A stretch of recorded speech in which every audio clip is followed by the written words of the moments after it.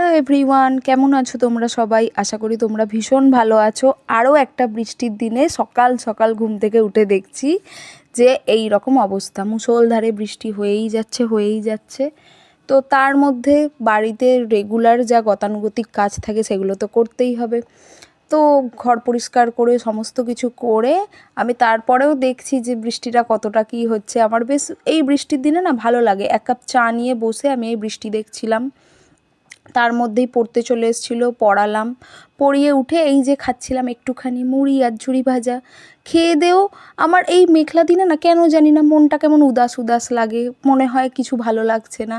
শুধু আমি বসে বসে বৃষ্টি দেখি, জানলা দিয়ে আমি চারিদিকের আবহাওয়া দেখি। আর আমি নিজের সাথে নিজে একটু সময় কাটাই, নিজের সাথে নিজে একটু কথা বলি। তো আমি তার জন্যই জানলার ধারে বসে বসে নিজের সাথেই নিজে একটু সময় কাটাচ্ছিলাম, নিজের সাথে একটু কথা বলছিলাম। হয় না, মানুষের নিজের কিছু বোঝাপড়া থাকে, তো সেগুলোই যেন মনে হয় একান্তে করি। তারপরে এসছিলাম পুজো দিতে।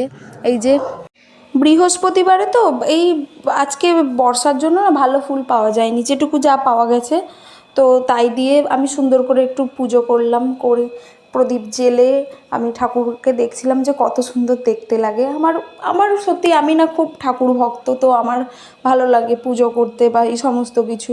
আমাদের বাড়িতে গোপাল আছে, তো আমি এই সমস্ত ঠাকুরের কাজ করে আমি ঠাকুর ঘরেই বসেছিলাম। বসে বসে আমি আজকে গোপালকে সাজিয়েছি। এই যে গোপাল গরমের জন্য অনেক দিন জামা পরেনি, ও শুধু প্যান্ট পরে বসে থাকতো, তো আজকে বর্ষার জন্য জামা পরেছিল।